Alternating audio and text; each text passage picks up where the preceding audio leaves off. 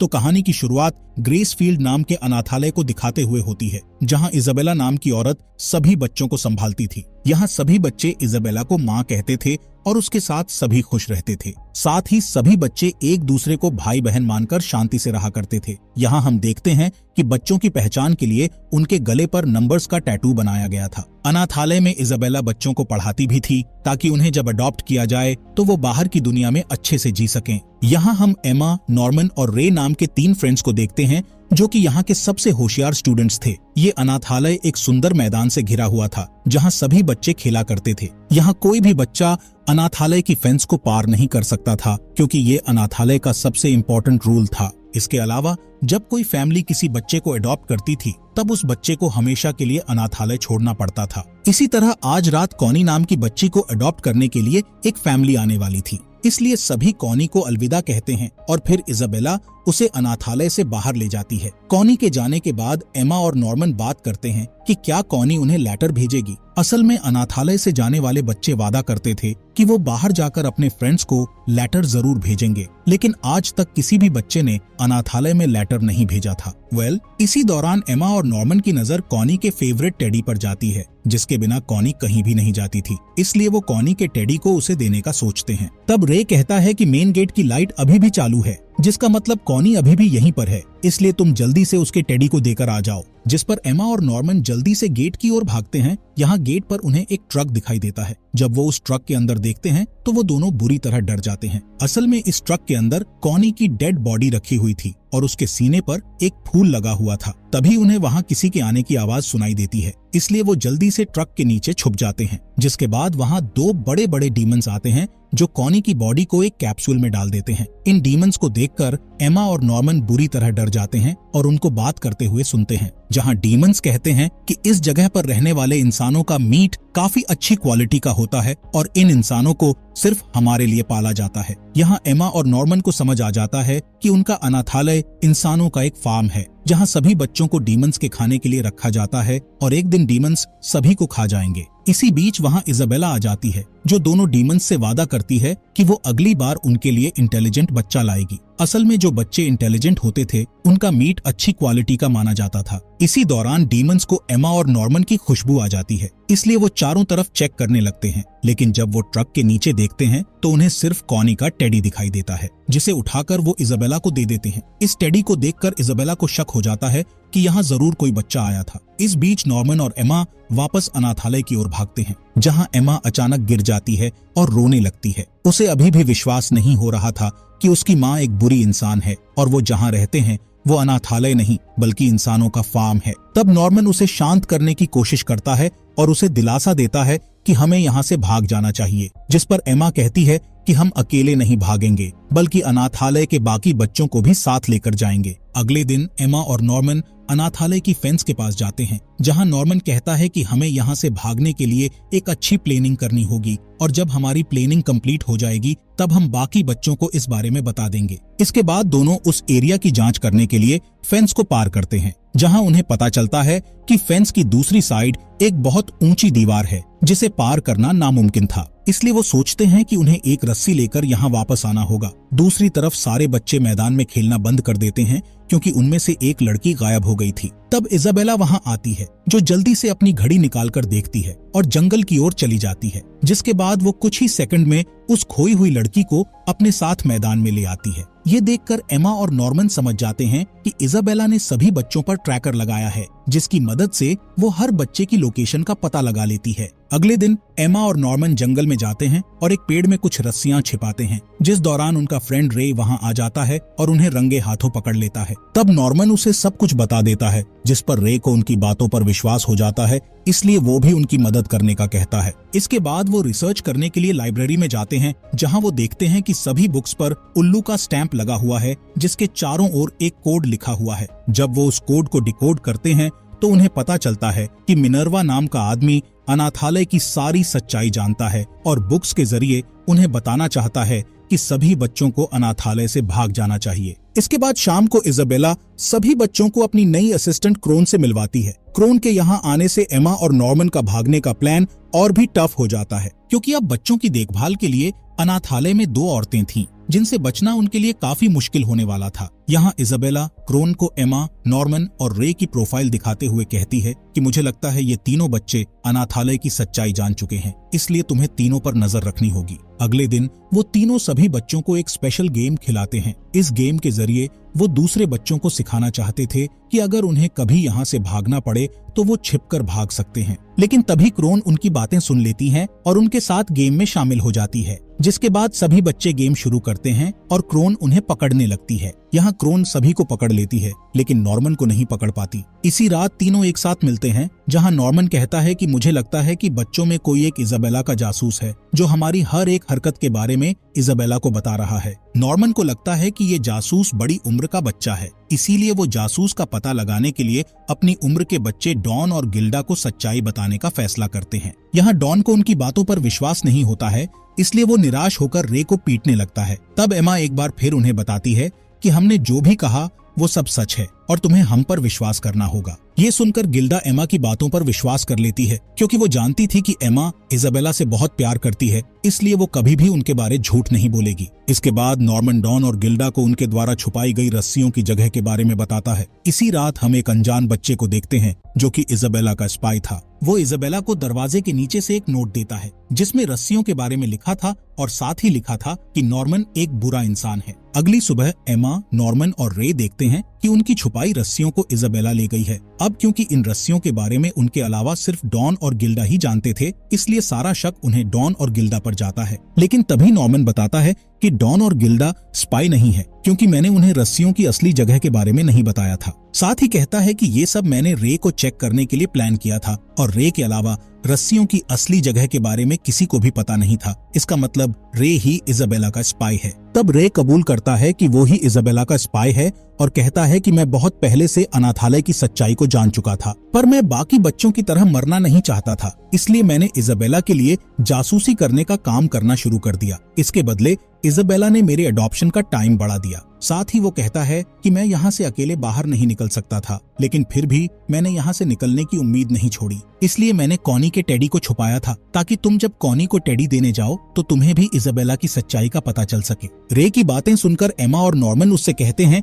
कि हम अभी भी तुम पर भरोसा करते हैं और फिर वो रे को टीम में शामिल करके उसे डबल स्पाई बना देते हैं, यानी कि रे अब इजाबेला के लिए नहीं बल्कि नॉर्मन के लिए स्पाई का काम करेगा। इसके बाद रे अपने रूम की फ्लोर पर बने सीक्रेट होल में रस्सियों को छिपा देता है। साथ ही वो उस होल में कुछ गैस कैन्स और अपने बनाए गैजेट को भी होल में रख देता है। असल में ये गैजेट उसने अपने ऊपर लगे ट्रैकर को ब्लॉक करने के लिए बनाया था ताकि इजाबेला उसकी लोकेशन का पता न लगा सके। इसके बाद रे इजाबेला के पास जाता है और उसका ध्यान भटकाने के लिए झूठ बोलता है कि बच्चे तुम्हारे खाने में जहर मिलाने की कोशिश करेंगे। इस इन्फॉर्मेशन के लिए इजाबेला उसका शुक्रिया करती है, लेकिन फिर भी वो रे से कहती है कि कुछ महीनों बाद तुम्हें अडॉप्ट कर लिया जाएगा, जिससे रे परेशान हो जाता है। अगले दिन पांचों बच्चे उनकी रस्सियों का टेस्ट करने के लिए उस दीवार के पास जाते हैं जहां क्रोन उन्हें रंगे हाथों पकड़ लेती है, लेकिन वो इजाबेला को इस बारे में बताने के बजाय बच्चों की मदद करने का कहती है। साथ ही उन्हें बताती है कि मेरी बॉडी में एक चिप लगी है और अगर कोई बच्चा मेरी सिक्योरिटी से भाग जाता है तो मुझे चिप द्वारा करंट देकर मार दिया जाएगा, लेकिन फिर भी वो उनकी मदद करने का फैसला करती है। यहाँ बच्चों को पता चलता है कि क्रोन भी इसी अनाथालय में पली बड़ी थी और अब वो इजाबेला को हटाकर उसकी जगह लेना चाहती थी, इसलिए वो बच्चों की मदद करना चाहती थी। इसी रात वो पांचों बच्चे क्रोन के रूम में जाते हैं जहां वो उन्हें एक कहानी सुनाती है कि 1000 साल पहले मानव जाति और डीमंस के बीच युद्ध शुरू हुआ था जिसमें बहुत सारे लोगों की जानें गई। इसलिए दोनों ग्रुप्स ने द प्रॉमिस नाम का एक सौदा किया जिसमें दोनों ग्रुप्स अपनी अपनी दुनिया में रहने के लिए मान गए थे। साथ ही डीमंस ने इंसानों से वादा किया कि वो अब उन्हें और परेशान नहीं करेंगे, लेकिन इसके बदले में इंसानों को उन्हें खाने के लिए कुछ बच्चे देने पड़ेंगे। यही कारण था कि कुछ अनाथालयों में इंसानों के बच्चों को डीमंस के लिए रखा गया और उन्हें अच्छे से पढ़ा लिखा कर पालने लगे हैं, क्योंकि इंटेलिजेंट बच्चों का दिमाग खाने से डीमंस समझदार हो जाते हैं, जिससे वो इंसानों पर हमला नहीं करते हैं। इसी दौरान वो बच्चे क्रोन से ट्रैकर के बारे में पूछते हैं। तब क्रोन बताती है कि सभी बच्चों के कानों पर ट्रैकर लगाया गया है ताकि इजाबेला सभी बच्चों की लोकेशन देख सके। अब क्योंकि रे ने ट्रैकर को ब्लॉक करने का तरीका निकाल लिया था, इसलिए किसी को भी ट्रैकर की चिंता नहीं थी, जिससे क्रोन समझ जाती है कि बच्चों को ट्रैकर ब्लॉक करने का तरीका मिल गया है, इसलिए वो उनके तरीके का पता लगाने कहती है। अगले दिन सभी बच्चे जब खेलने के लिए बाहर जाते हैं तब क्रोन ट्रैकर को ब्लॉक करने वाले गैजेट को ढूंढने के लिए बच्चों के बेडरूम में जाती है, जिस दौरान गिल्डा उसे विंडो से देख लेती है और जल्दी से अपने साथियों को इस बारे में बता देती है, जिससे बच्चे उस ब्लॉकर को एक पिग टेडी में रख देते हैं जिसे क्रोन ने पहले ही चेक कर लिया था। इसके बाद क्रोन को रे का सीक्रेट होल मिल जाता है, जिसे खाली देखकर क्रोन को शक होता है, इसलिए वो फिर से रूम की तलाशी लेने लगती है और उस पिग टेडी को उठा लेती है, जिस दौरान वहाँ इजाबेला आ जाती है और क्रोन को एक लेटर देते हुए बताती है कि तुम्हें दूसरे अनाथालय में माँ की पोस्ट दी गई है, इसलिए तुम्हें अभी यहाँ से जाना होगा। ये सुनकर क्रोन को कुछ ठीक नहीं लग रहा था, इसलिए वो जाने से पहले 5 बच्चों के लिए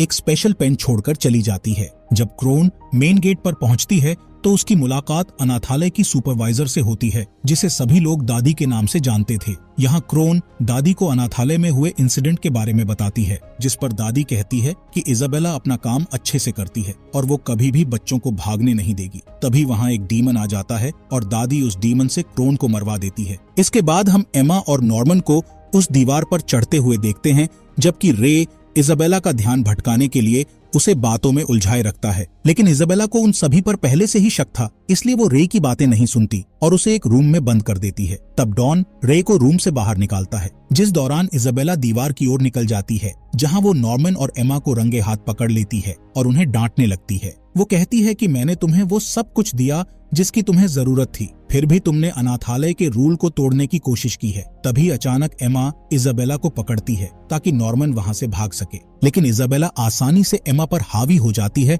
और उसका पैर तोड़ देती है। ये देखकर नॉर्मन रुक जाता है और उसके बिना जाने से इनकार कर देता है। तब इजाबेला नॉर्मन को बताती है कि अगला अडॉप्शन तुम्हारा होगा, इसलिए अनाथालय में तुम्हारा आखिरी दिन है। इसी रात 4 बच्चे नॉर्मन की मदद करने के लिए दोबारा इकट्ठे होते हैं, जिस पर नॉर्मन उनसे कहता है कि अगर मुझे दूसरों की रक्षा करनी है तो मैं खुशी से अपना बलिदान दे दूंगा। इसके बाद नॉर्मन अपना सामान पैक करने लगता है, जिस दौरान उसे एक पेन मिलता है जो कि क्रोन ने उनकी हेल्प के लिए रखा था। अगले दिन नॉर्मन कुछ जानकारी इकट्ठा करने के लिए रस्सी के सहारे दीवार पर चढ़ जाता है। तब उसे पता चलता है कि दीवार की दूसरी साइड काफी गहरी खाई है, जिस वजह से वो आसानी से दीवार पार नहीं कर सकते थे। खैर, नॉर्मन वापस अनाथालय में आता है और अपने दोस्तों के लिए एक कागज पर ड्राइंग बनाता है और उन्हें उस खाई को पार करने के लिए एक पुल खोजने का कहता है। इसी शाम नॉर्मन को अनाथालय से बाहर जाना था, इसलिए वो सभी बच्चों से अलविदा कहता है। तब एमा बुरी तरह रोने लगती है, क्योंकि उसे पता था कि वो डीमन नॉर्मन को खा जाएगा।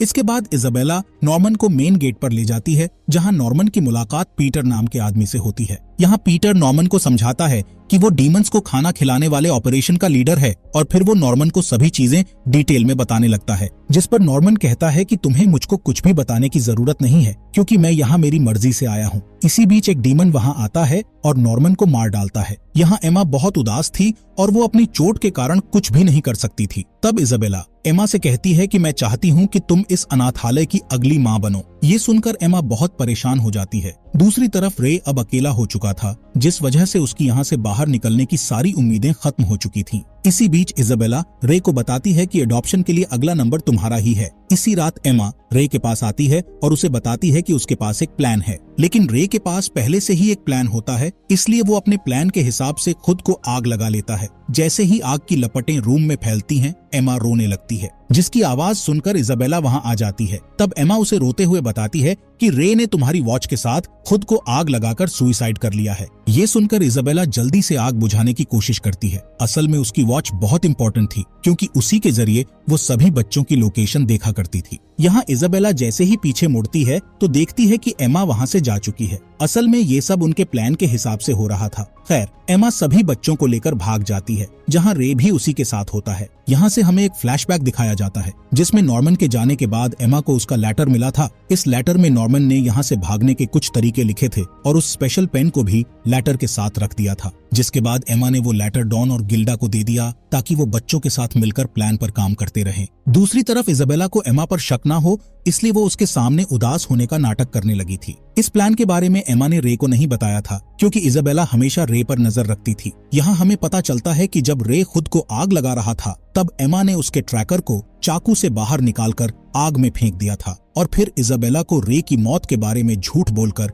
उसे चकमा दे दिया था। जिसके बाद उसने सभी बच्चों की चिप को चाकू से हटा दिया, लेकिन वो सबसे छोटे बच्चों को अपने साथ नहीं ले जा सकते थे। इसलिए एमा ने उनसे वादा किया कि वो उन्हें लेने जरूर आएंगे। इसके बाद कहानी प्रेजेंट में शिफ्ट होती है, जहां सभी बच्चे एक एक करके उस दीवार पर चढ़ जाते हैं और अपनी रस्सियों को चट्टान की दूसरी ओर फेंक देते हैं, जिसके बाद वो सभी दूसरी तरफ पहुंचने के लिए हैंगर्स का यूज करते हैं। यहाँ एमा को छोड़कर बाकी के सभी बच्चे दूसरी साइड पहुंच जाते हैं। तभी वहाँ इजाबेला आ जाती है, जो एमा से कहती है कि मैं भी तुम्हारी तरह मासूम थी और मेरा एक बॉयफ्रेंड भी था। फिर एक दिन मुझे पता चला कि मैं प्रेग्नेंट हूँ, इसलिए मैंने इस जगह से भागने की कोशिश भी की थी, लेकिन जब मैं इस दीवार पर खड़ी थी तब मुझे एहसास हुआ कि मैं यहाँ से कभी नहीं भाग पाऊंगी। इसके बाद वो बताती है कि जब मेरा बच्चा हुआ तब उसकी कुछ समय बाद डेथ हो गई थी, इसलिए मैंने इस अनाथालय की मां बनने और बच्चों को अच्छी जिंदगी देने का फैसला किया था। यहाँ ये भी चलता है कि जब बच्चों को डीमंस के हवाले किया जाता था तब इजाबेला को बहुत दुख होता था, लेकिन वो ये सब इंसानों को बचाने के लिए कर रही थी।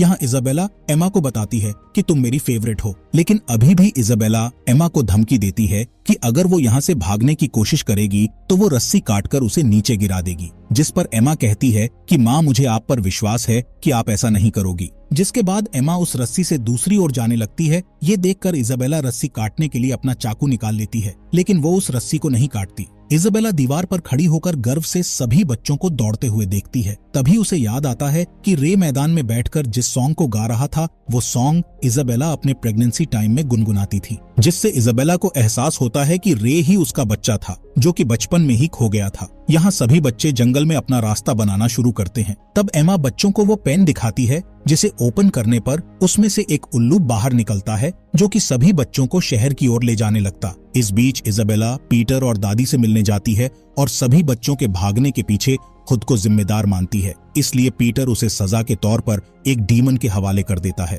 और इसी के साथ ये मूवी यहीं पर खत्म हो जाती है। दोस्तों, अगर आपको ये वीडियो अच्छी लगी हो तो प्लीज इस वीडियो को लाइक और हमारे मिस्ट्री एक्सप्लेन्ड चैनल को सब्सक्राइब कर लीजिए।